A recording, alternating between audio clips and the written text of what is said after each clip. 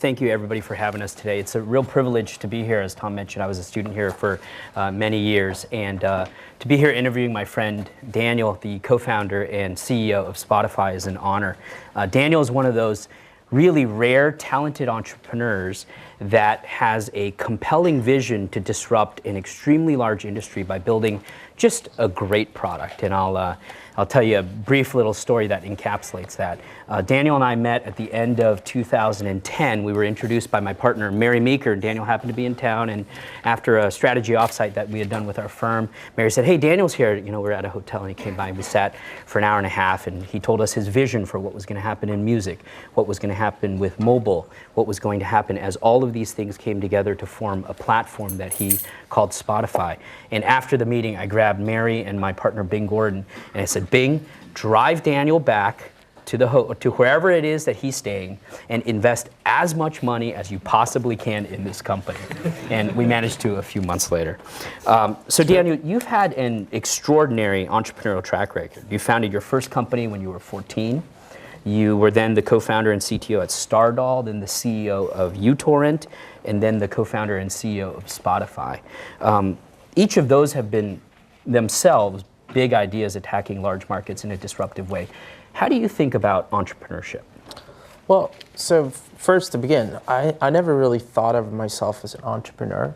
I thought of myself as there was all these interesting problems around the world, and I kept being annoyed at them. You know, there was things around that happened around me in the world that was annoying me. And I was constantly talking to people about it, and I realized there was more people than me that was annoyed by these things. So I asked them, so what are we doing about it? And no one was really doing anything about it. So I eventually felt that, hey, I had to do something about it myself. Mm-hmm. So, you know, when I started my first company when I was 14, I never really thought of it as a company. Again, there was a need at that time. This is 1997, where a web page was still, you know, there was consulting firms charging 50 grand, at least, you know, in Europe where I'm from, to create a web page. And I said, that's not really that hard. And I kept telling people that. And so they're like, well, can you help me do it? Mm-hmm. So eventually I started doing that. And this is as I was pretty much in elementary school. You know, what I realized is I did one and I got a bit of money from it, and I was like, okay, this is pretty good. And I kept, you know, doing more and more and more. And eventually what ended up happening is everyone that was pretty good at math, I taught how to program HTML, and all the ones that were really good at drawing, I taught Photoshop. So we ended up having, you know, the whole class pretty much producing work, you know, after school hours. And building web pages for people, and that was my first company. Not that I really, you know, cared about the fact that it was a company. I cared about the fact that here's a problem, and people kept pinging me about that, and I wanted to deliver great results. So that's kind of how it started. So, you know, my definition of an entrepreneur is someone that has an itch for a problem, and that, you know, you're annoyed enough by that problem to actually go out and seek a solution for it.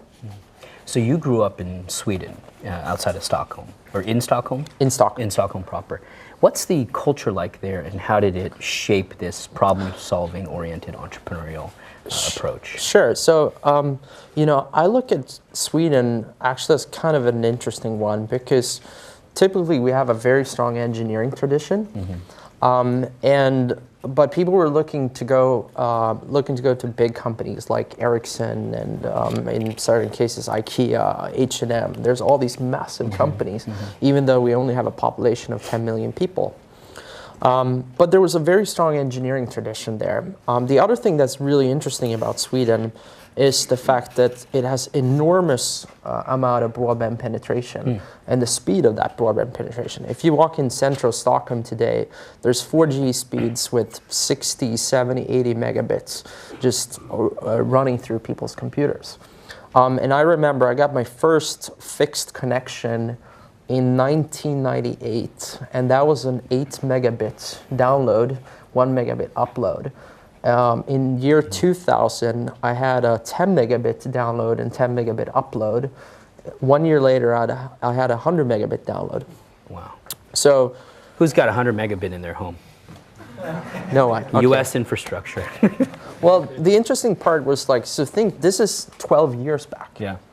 So, and especially if you think about this in the context of what I'm doing, which is distributing media, like it was pretty obvious at the time that we had this fantastic infrastructure. So what were we going to use it for? Like downloading a web page took, 2 secs. So, okay, we started downloading more stuff. We started downloading music, we started downloading video, and it was like, these services don't exist. So, I think the culture in Sweden was very much prone for going to big companies, but with a great engineering tradition. But there was also all these people that wanted to consume content, and a lot of content. And I think that was really unique about Sweden. So you were 14 when you started your first company. Then Stardal, you were? Stardal was 21, 22. 21. You took over as the CEO of uTorrent when you were? 22. 22. And then Spotify, you were? 23. 23 when you started it. Was youth an advantage in starting those companies? Yeah, definitely. Like, I think, if you ask entrepreneurs, would you have done it if you knew how hard it would be? Most would have said no. But because you're young, and in my case, you're quite naive, you kind of go into situations like, hey, this can't be too hard. When I started Spotify, I didn't actually know that I needed licenses from record labels. I was like, well, we'll This is figure it out. easy, you stream it. Yeah, exactly. So, I got introduced to some people, and they said, no, you kind of need some license. Well, that can't be too hard, surely they must be up for it. It took me about 2.5 years later to kind of get started. But I think that's what kept me going, because I saw the solution. I didn't see the problems in the way. I think many people, as they get older and they get wiser, and the great benefit you guys have here is you're not kind of destroyed by this fact that you think the what I call pattern recognition. You don't really have that. So instead you see, oh, well, this is not how I want it to work. So you actually go out and you seek a solution. Where a lot of people, if they have a lot of experience, will say, well, this is not going to work because of X, Y, Z. Well, it turns out that most things does work. And what I think is like the most inspiring thing ever, and I say this, people come up to me and they ask me about ideas for companies. And I said, in all honesty, I have no idea.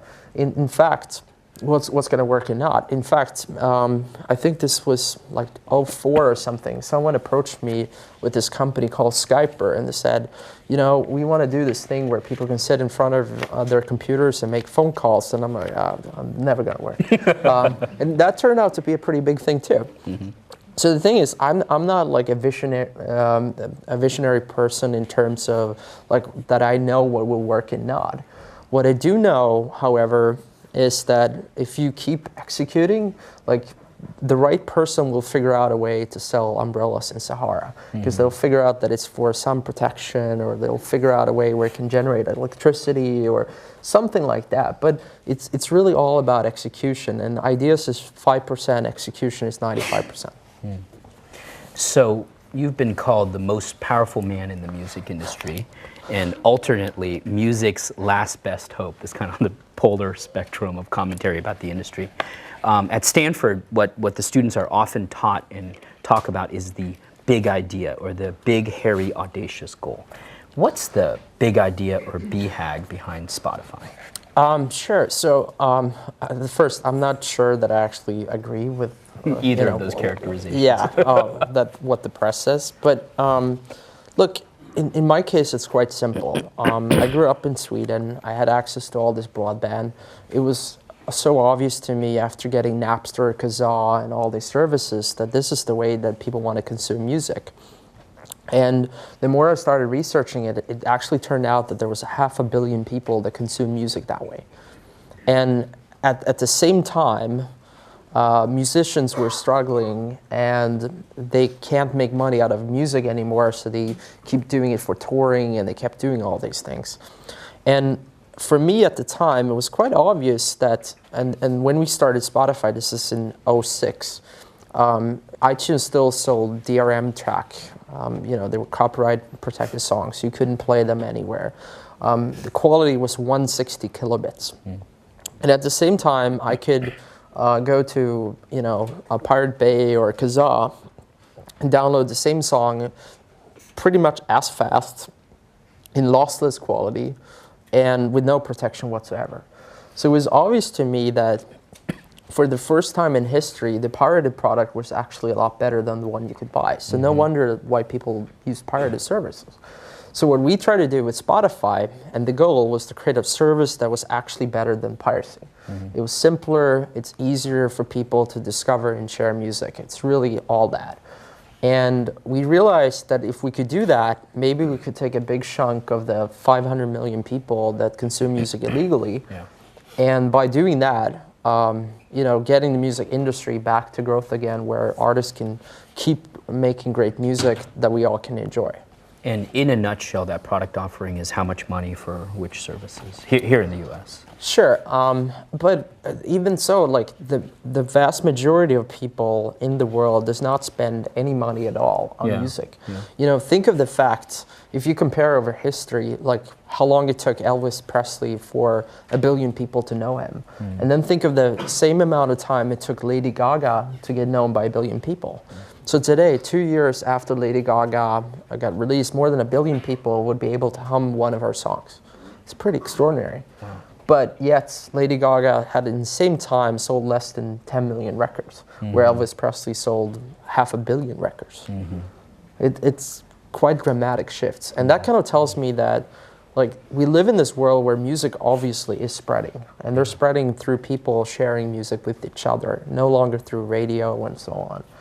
And by them doing that, and if they can do that in a legal way, whether we monetize that with advertisements or get a few percentage points of people to start converting into paying for it by becoming subscribers, we can grow the music industry.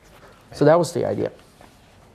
So the music industry itself, though, is this incredibly hairy, Byzantine oligopoly with country-by-country management and complex deal structures that go to artists and producers and lyricists and everything. So if you're advising entrepreneurs here thinking about approaching a complicated industry, what's the best way to look at that? Because complicated industries tend to change slowly. Sure. So I won't say that it hasn't been tough. I mean, it's been an enormous process. And I think, people often ask me, what my trade is. Are you a genius? Are you a visionary? Are you all of those things? And I'd say, no, I'm not. The one trait that I have is I have this itch, and I never, ever, ever give up, which means that I keep going until I succeed if I'm convinced about something. So, again, if you're going to tackle an industry with, big incumbents and big hairy structures, as you would put it, I think the most important thing is have a lot of patience to begin with, and then secondly, choose an area where you think you can truly matter. What most people don't know about Spotify is that we actually started in Sweden, my home country. And what was interesting about that was the fact that the Swedish music market was really, really small to begin with. And it was basically non-existent after many, many years of piracy. Because again, we had that infrastructure where people could easily share stuff. So, we started in an area where it was not much to lose for the music industry to try it, and we quickly proved that, and we then went on to the rest of Europe. Proved what? You proved that the market grew in terms of dollars? we proved that the market grew, and if you look at it already now, Sweden is one of the very, very few markets around the world that is now actually grown and become larger the last 2-3 years than it was prior to Spotify existed, or even it's getting back to a place where it was in the heydays of 2001. So, we proved that the model worked and that the music industry started growing again in that market. And as that happened, it got more of a pull where more and more markets started wanting us. And in our case, it's quite famous now, but for us, it was obviously a big, big process of getting to the US, because that was the kind of big holdout for us. But we eventually convinced, again, by the strong results we had in Europe, that the model worked. So the record labels here in the US is like, okay, we're going to put you guys in the world's largest music market, where we did in fact have a lot to lose. And the results so far has been amazing. Yeah. And you know, again, same thing here. People are really taking Spotify to their hearts, and it's so amazing that so many of you guys are using it too. So I think one of the really distinctive elements of this new generation of entrepreneurs compared to Web 1.0 is the Web 1.0 guys were primarily technologists. They solved hard technology problems. In this kind of social mobile world, the great entrepreneurs are product people. They focus on product because a lot of the infrastructure around technology has been solved. So when you come and think about solving a product problem, what are the principles that you use to, that you apply to build a product like Spotify Mobile, and then we'll talk a little bit about platform? Sure. Well, so first to begin, like I actually started out as an engineer. And I think this is really, really important because as an engineer, you kind of get taught the ways, you get taught the basic technologies and what's actually possible, and how to construct solutions around that. And I think, you know, I like the thinking solution oriented. So I think that's helped me. I would say today that I'm actually a pretty crappy programmer, so don't try me out on that one. You know, my way of looking at an interface is still by asking myself the question, why is it there? What is it? What's the purpose of that interface? And I think a lot about what's the shortest way between from point A to point B, and how can you assume as much as possible for the user in that process for making that journey shorter. And that means that you quite often have to go through iteration of designs until you got that one. And what's also so fantastic with today's platforms is we got this really rigid testing infrastructure where we can actually test things. So at Spotify, for instance, we quite often, if we're unsure ourselves about you know, certain decisions we make, we quite often make 3 or 4 of them and test them at the same time and see how users are reacting to it. And you know, a few years back, that infrastructure was really expensive to build, but now it kind of exists on CAN, and a lot of people can try it. So you know, I just say, like, think about what it is you want to solve and be really crisp about that, especially if you're a team of people. Like, what is this page designed to solve, or what is this product, what's the ultimate solution here? And then think about what is the shortest way from point A to point B. And I mean, there's many ways to think about that. Like in a product like Spotify, the probably optimal way is if we knew everything about you, so that we can instead suggest music so that you could just get it and just press play and it would work, and you just got perfect music. It turns out that that problem is incredibly hard to solve from an engineering standpoint, so we might not go there. So where do we take it from there? How do we ratchet that down? Well, it turns out that it's probably good if you give us a song so that we can then in turn recommend you more songs. Or in your case, if we can get you to search the song and then show you related songs and related artists so that you can keep navigating and kind of going deeper and deeper. So I think you know, a lot about what is the perfect and ideal solution to a problem, and then you kind of ratchet it down from there. So in the case of platform, which you guys just announced, and platform is, well, I'll let you talk about platform, but how would you think about that in terms of the problem that's being solved, and then what features you guys have put in place and what features you want developers to be building? Sure.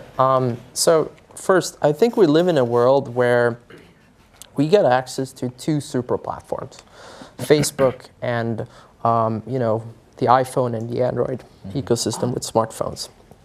And I think that's really interesting because if you think back 5 years ago, none of those really existed.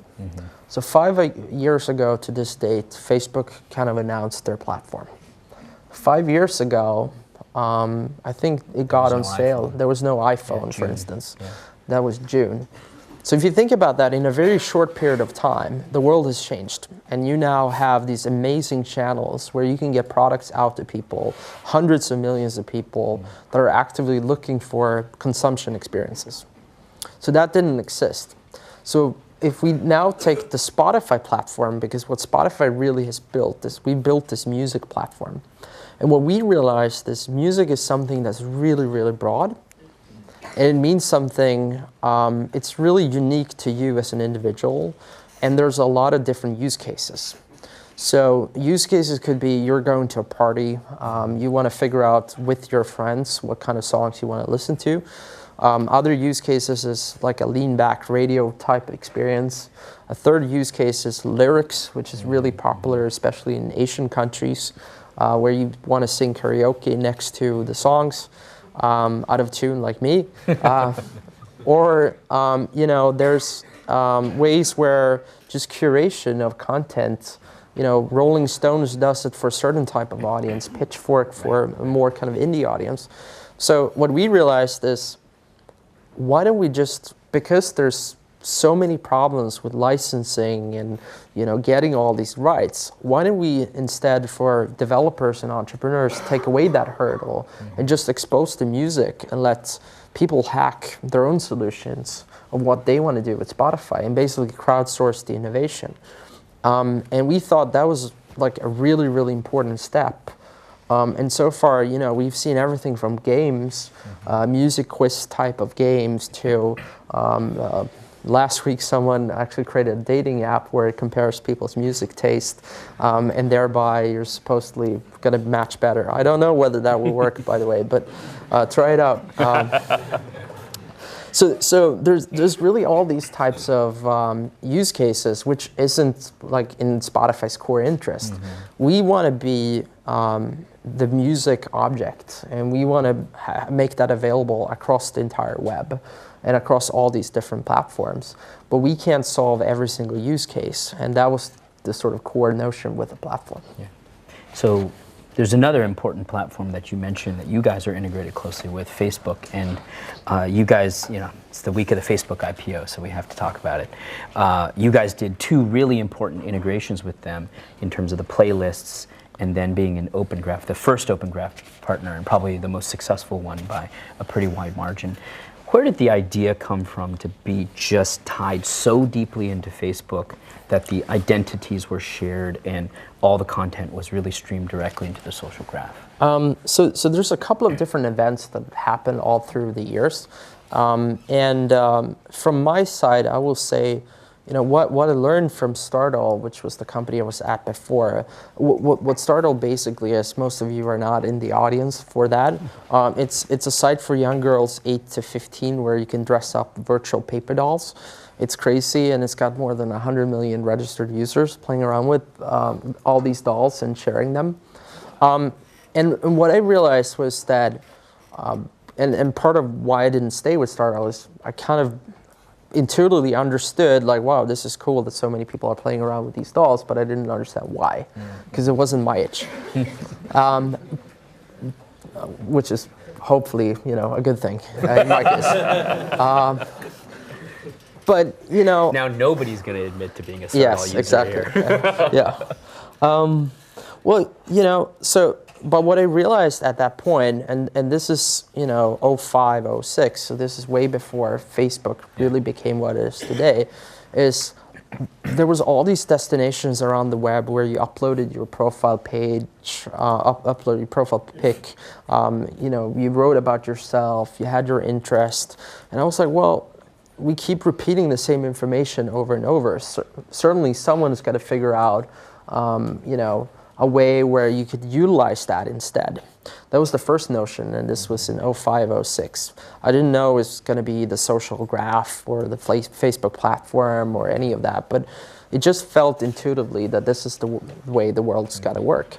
And then the second thing was really around that I thought music was one of the most social objects there is. And if you think about it, music, I can send any one of you a piece of music and you can probably relate to it. Even if I send it in a different language, you will know whether it's a happy song or if it's a sad song. And if I send a Lady Gaga song to someone in Japan, they're going to understand that just as well if they send you another song. It really transcends culture, it transcends geographies and all that. So it's a really powerful social object that communicates an emotion.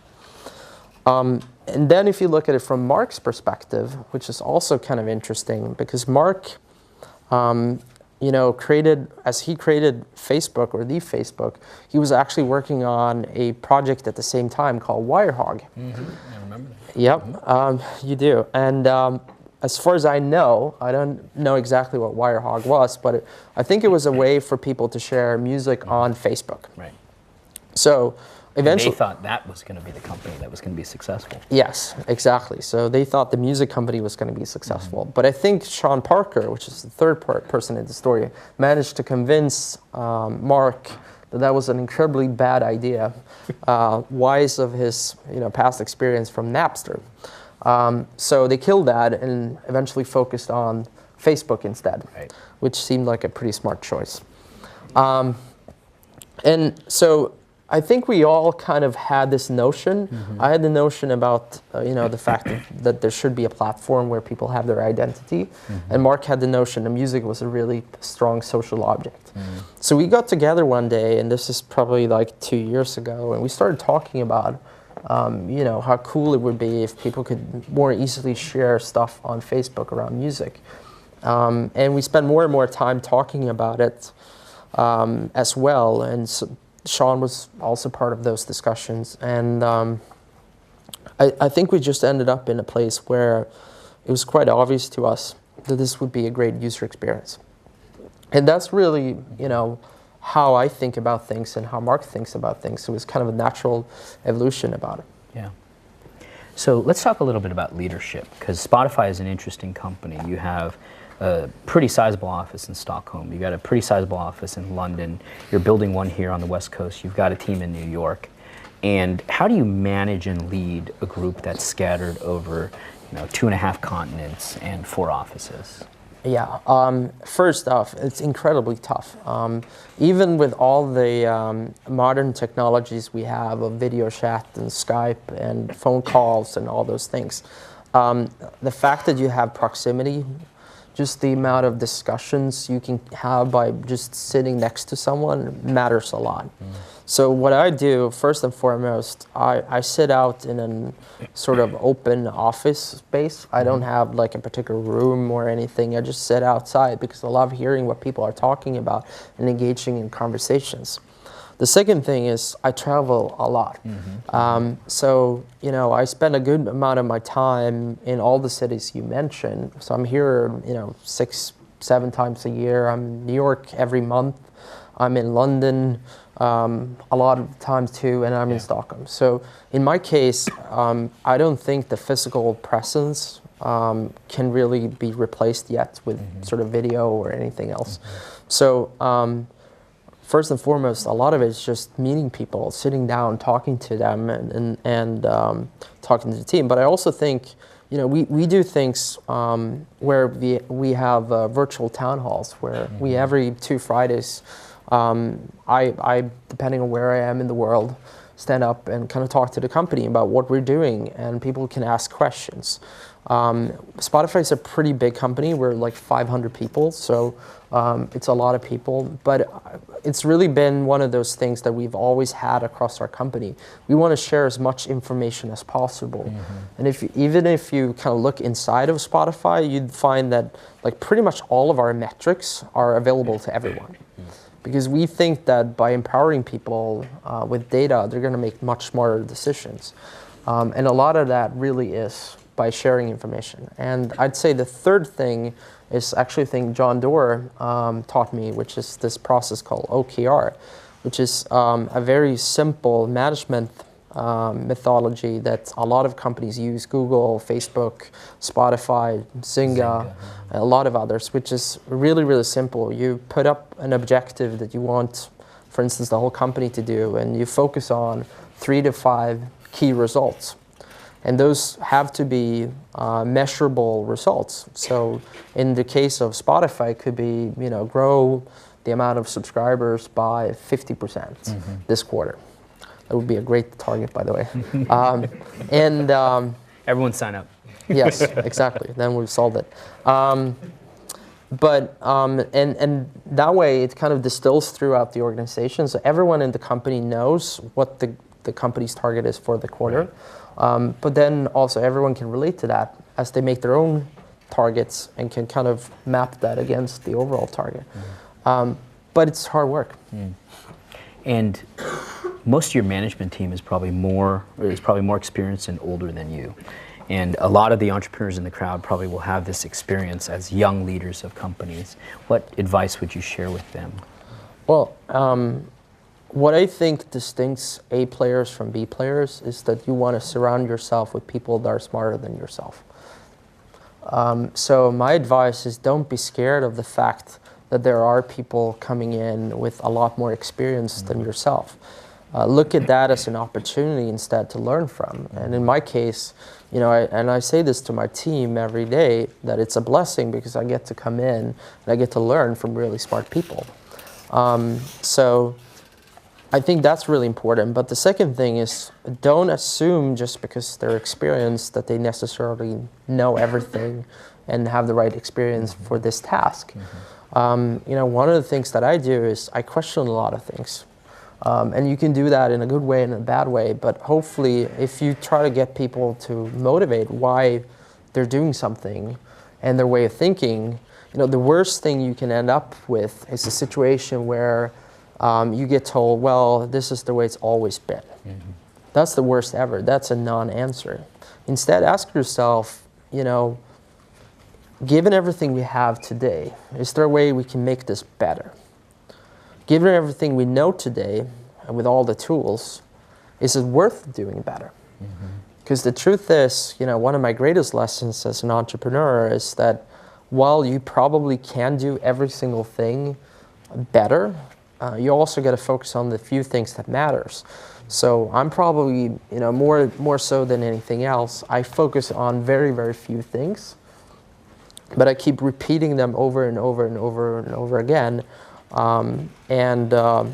I just focus obsessively on them. What are those few things that you repeat over and over again?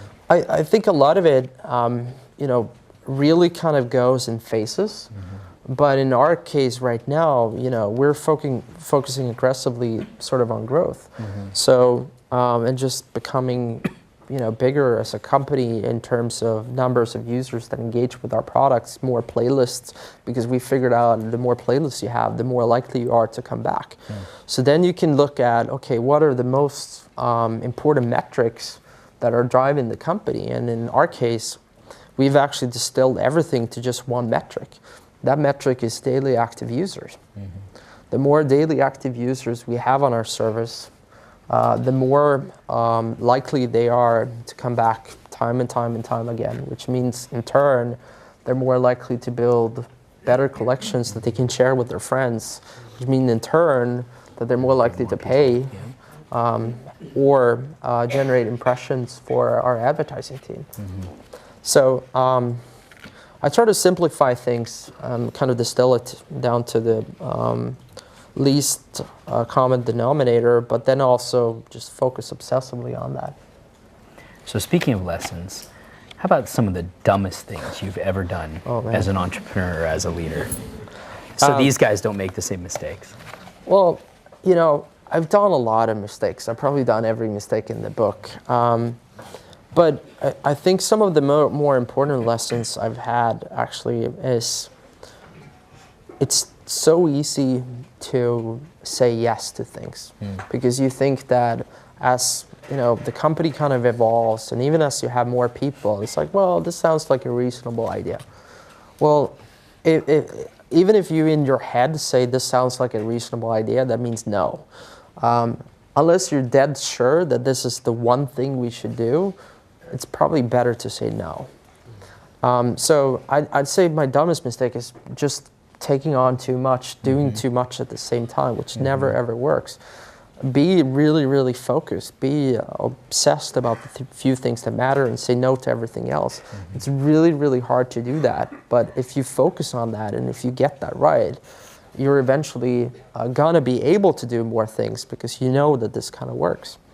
And I think, you know, another one which is insanely important, especially as we move on, is again, it's this notion that hire fast and fire fast. And I know this sounds incredibly tough, but in so many regards, as you meet people and you're working through these companies, like the life cycle of a company to go from 0 users to 10 million users, as we've seen the last couple of weeks with Vidi and SocialCam, and could be the matter of weeks.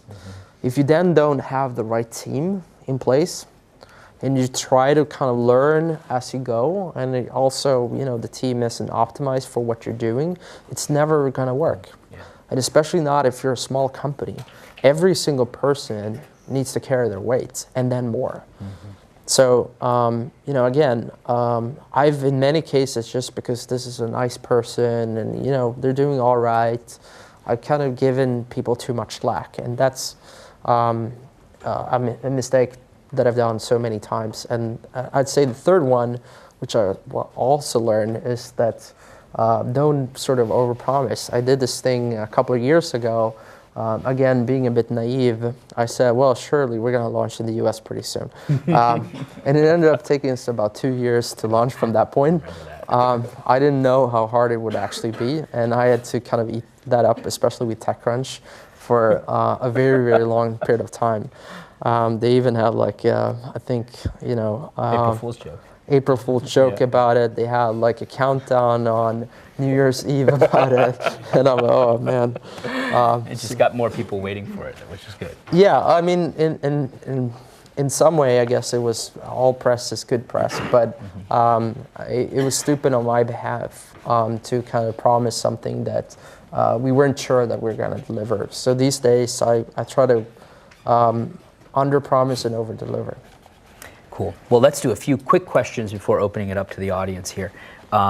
Since you're in the music business, your 3 favorite new bands? So the first one is this New Zealand woman called Kimbra. She's absolutely amazing. You guys gotta check her out. On Spotify? Yes, on Spotify. All these are on Spotify. Of course. Everything's on Spotify. And the other one that I gotta say is this electronica DJ called Subtrack, SBTRKT. He's spelled on Spotify. Really, really cool music. Check her out. And then to plug some Swedish one, if you haven't checked out Robin, you should. She's really, really, really, really talented. Awesome. And when we were having dinner in London a year ago, you told me about a really cool hobby that you have. What's that?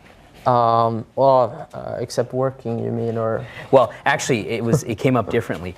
Daniel asked the entire table to share what's the one thing that they spend money on that they probably shouldn't, and then he shared what his was. Well, so I collect guitars, and this is one of the things that I've been doing for quite some time. So I buy overly expensive guitars, and I keep stacking them up to the point where they're so expensive that I'm afraid of actually playing on them. So don't do that. It's an expensive hobby, and and then you don't get to use them. Yeah, exactly, which is even worse. Cool. And one last question. In 2000, you saw this world where all media was going to be streamed to every device. In 2005, you saw a world where identity was going to be through a portable system into all applications. In 2012, what's the world you see going forward that it could inspire this group of people to start interesting companies 5 years from now? Well, what I think is really interesting, so we talk about smartphones and we all say, oh, that's the massive platform, etc. I actually don't think it's just about smartphone. I think it's about smart devices. And I think we're just kind of seeing the beginnings of that. We're going to see televisions, we're going to see cars, we're going to see all these things kind of transform into intelligent devices.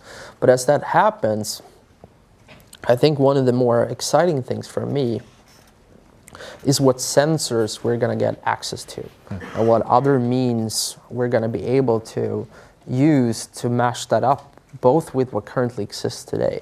So I'll give you a great example. So there's a lot of companies doing, for instance, the company Jambox that does this Up thing, which is great, another Kleine Perkins company, or Nike Fuel Band, I think it's called. and people that measure heart rate and actually kind of send it, or in my case, I have a wireless Wi-Fi scale that I get on and post it to Twitter and so on. So there's all these sensors around us. And if you start thinking about that, and I'm just going to make one analogy to music, is if you're out running, imagine a future where you're out running and it knows your current heart rate, and it could alter the playlist based on what you're currently, the tempo you're currently running to. That's just one idea of what you could do with a sensor. Imagine more and more of these sensors going to be available everywhere, so you can measure the temperature, you can measure, what payment system are close by. There's all these sensors, and I really believe as we go to more and more intelligent devices, that's kind of a really, really huge area of disruption and really exciting companies. Yeah, hardware and software companies. Yeah. Well, thanks, Daniel. I appreciate you taking the time today. I think we're going to open it up to the audience. Are we passing mics, Forrest? Or okay, go ahead, right here. Yeah, I have a question. How long did it take for you guys to close the deal with Rob at Universal? With Rob at Universal? How long did it take to close the deal with Universal Music? Rob Wells, the director. So we started negotiating around early 2007, and we launched in October 2008. So it took us more than 1 year to get that done. What was so complex at the time is there was really no one that had the type of execution we had at the time, because this was, going into the record labels at the time when they still had DRM on iTunes and telling them to give away all their music for free against, in the future, making more money. It's a kind of tough sell. I don't really think that any one of you should go to a record label with that. Was he very open to the idea when you guys sat down with him, or how was he? Yeah, so the question was he open to the idea? Yeah, he was. He's always been a very positive guy and very positive of Spotify. But I think, again, what is really unique about a record label too is it's rarely one person who decides. It's actually the label heads as well. So it's a group of 20, 25 people. And you can imagine, going into a meeting, as Rob did, and say, hey, we're going to start giving away our music for free. Where there were record label presidents who might have been 60, 70-year-old that have all their life sold physical discs and had just got around the idea to selling it on iTunes for 99 cents a piece. So it was a tough sell, but we eventually got there. Talk about Spotify and I guess previous applications like maybe iTunes as a response to increased piracy. How do you see piracy evolving in the next, say, 5 years, and what are the ramifications for other media industries?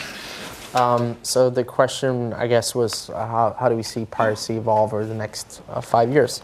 Well, I don't think you can ever stop piracy to begin with. And there's always going to be a certain segment of people that want to take stuff and want to pirate stuff. But that segment, luckily, is pretty small. What most people do want is they want convenience and easy access. And if they can get it for free, of course, more people will do that than not. But if something is easy enough, and this is, again, the big innovation around Spotify is not the fact that it was like, oh, it's this Hail Mary moment where something was really, really different. Innovation for me is taking two things that are already known and putting them together and creating something new. So the new thing with Spotify was basically imagine iTunes, but you put it in the cloud and you put all the world's music behind it that you can access within half a second. So it feels like you have all the world's music in your iTunes library. That was the innovation with Spotify.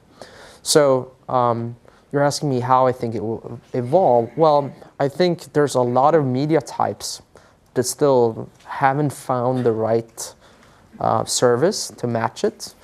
I think it's still obvious for me that, especially in Europe, where I'll give you one example. Game of Thrones, just recently, I read this article that says that Game of Thrones is the most pirated TV show ever.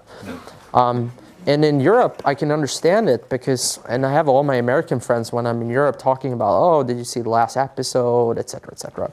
And it turns out, no, because it takes me 1 year before I can get it here. And that sucks. So I had to go through VPNs and, you know,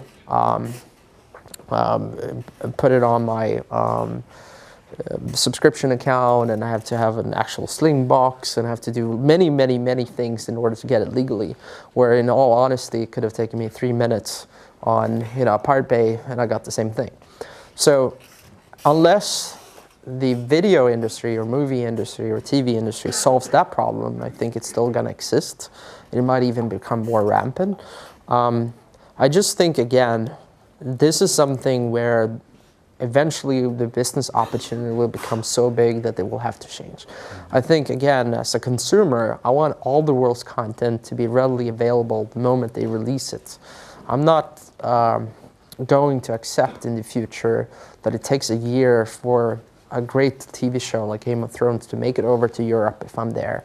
I'm not going to accept that it's, you know, there's all this content that I want to access if I'm a German guy living in the US and I can't. And at the end of it, what, you know, the way I think about it as a user is the fact that, hey, look, if I'm willing to pay for it, what's the argument against giving it to me? So I think we're going to head in that way, and hopefully if we do that, the reason for piracy will be less. Go ahead. Pick something. So I'm not a Spotify user, so I might be wrong here. So why are you guys limited to music and not, like, why isn't you extend to movies? So the question was, why are we limited to music and not doing movies and other stuff? Well,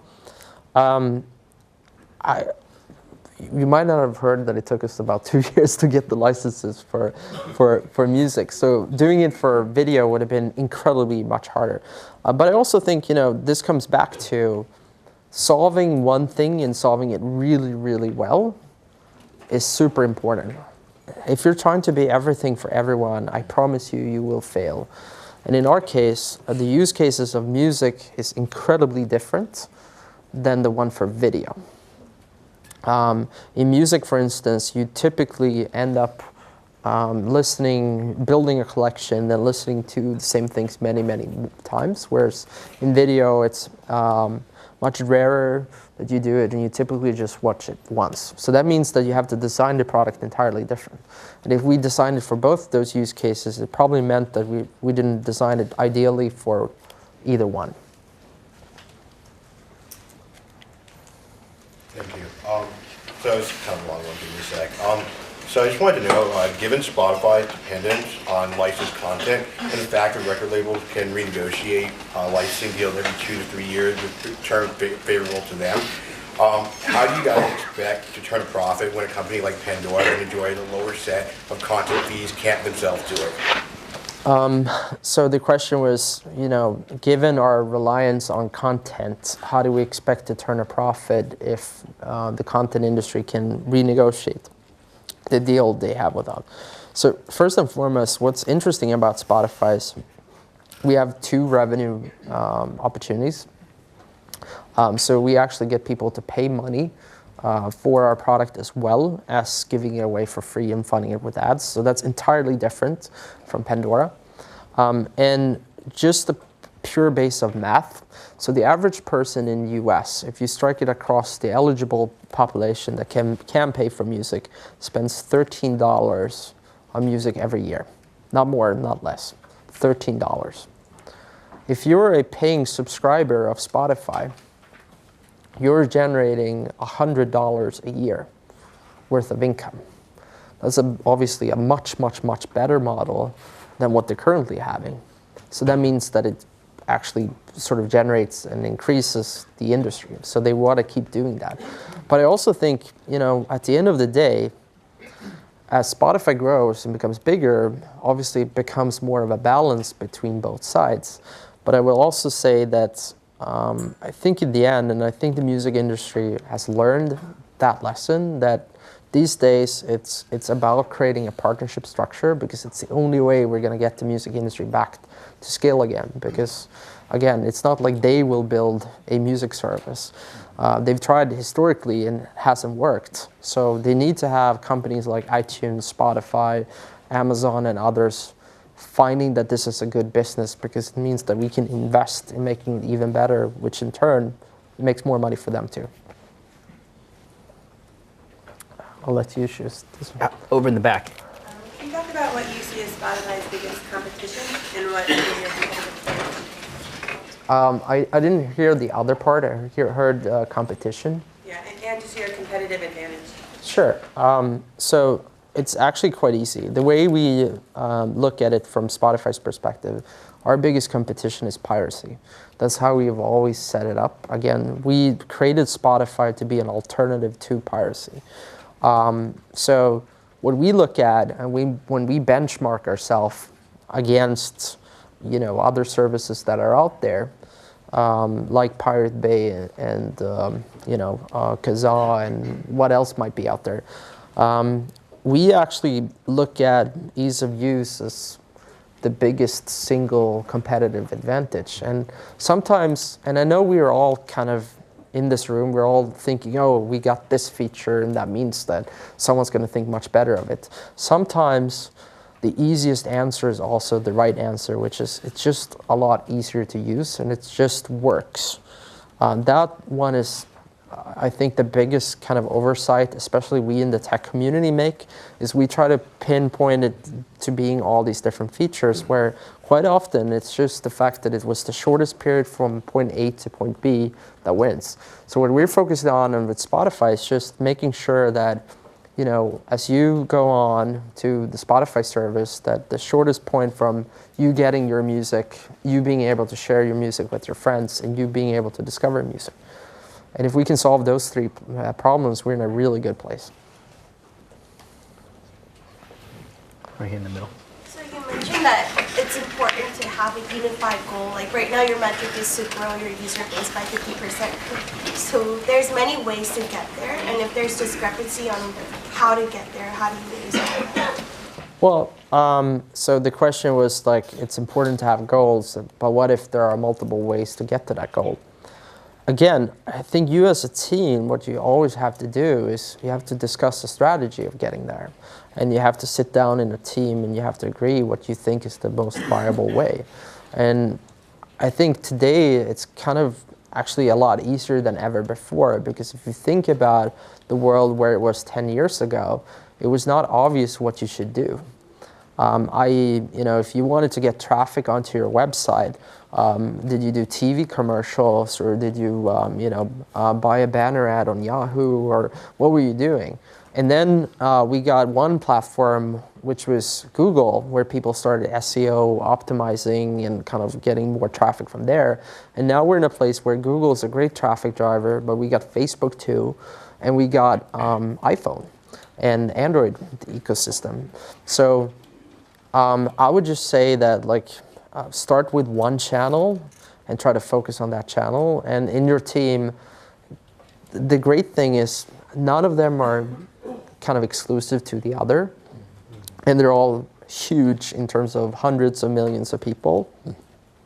So just start with one and do that, and then kind of quickly iterate to the next platform and keep doing that. And in all honesty, in Spotify's case, it was when we started out, it was we started with the one we thought was the most obvious one, which in our case meant Facebook, because we thought music was the most social thing there is. How do you see Spotify integrating with new devices like Google Glasses? So the question was, how do we see Spotify integrate with new devices like Google Glasses? Well, again, we're a platform company, and so what we've done is we've created all these tools that will enable developers to build Spotify into their experiences. So Spotify today exists on kind of home theater devices, we exist in television screen, we exist in set-top boxes, we exist in cars, and most of those experiences we haven't built ourselves, but actually partners have that kind of optimized experience for that view. So in the specific case of Google Glasses, we don't have any immediate plans of being on there. But if I don't recall incorrectly, even in the video, I think they were playing music where they just kind of showed off Google Glasses, and it recorded video at the same time, and you were able to kind of send that video with both music and the video of what you were looking at to your friend. I think that sounds like a pretty awesome app. And just in general, I think every app and every device has its own kind of unique characteristics, and it's about merging and meshing that with that experience. Now that piracy is the biggest competitor to Spotify, how do you feel about, I guess, illegal uTorrent downloads? Oops. Well, again, I think uTorrenting or torrenting downloads exist for a purpose, right? Right now, it seems like that's one of the most efficient distribution paradigms, especially for video. It's a really, really efficient protocol for doing that. I don't pirate any content any longer. I used to do that, which is kind of obvious. And now I have to go through a lot of hoops in order to get the content legally. So again, I think it's pretty obvious why it exists and why it's hugely popular, and I totally understand that. I just hope that someone will build an easier service that people can use instead. I mean, here in the US, we take Netflix for granted, but the truth is, in most of Europe, Netflix doesn't even exist. It's like, there's nothing. So of course, people will do BitTorrenting or uTorrenting. One more question. Right here, you've been very patient. Sure. This has to do with the idea of Spotify in terms of its relationships with artists and changing the music industry. And my question is, why can't you or will you in the future be able to upload or download your own music as an artist from Spotify and circumvent the entire record company process?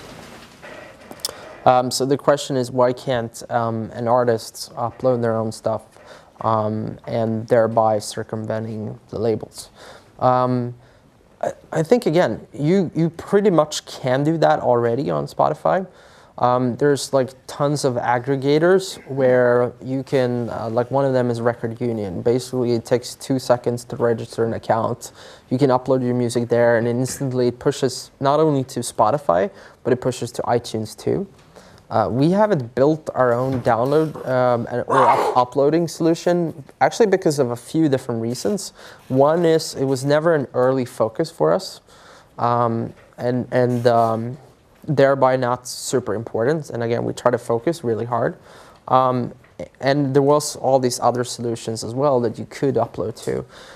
But then I would say also, the other problem, we really wanted to be a legal service from the get-go, because our biggest thing for the music industry when we went to them was, hey, all the stuff we have is legal. So the problem that we'd have to solve is, how do we make sure that you, in fact, are the rightful owner of your track if we're gonna pay out money to you after your music gets heard on Spotify. And we're already, by the way, and this is so interesting because every platform that takes off always gets gamed. So in our case, we have a ton of people that creates karaoke versions of content that they mention as kind of being Madonna or whatever, and then they try to game our system to get higher up in the search results so that they can in turn get placement. So every week we have people contacting us from labels or even artists themselves. It's like, hey, this is not my song, but people are claiming that's me, and they're gaming it. So, but I think that's like, if you have that problem, you're in a very good position, because it means people care enough to actually start kind of using your platform. But it's not, again, so to answer your question, musicians can already today upload their stuff to Spotify. They just can't do it directly. Maybe one day they can, but it's not an immediate focus for us. Thank you, Daniel. Thank you so much. Thank you, guys.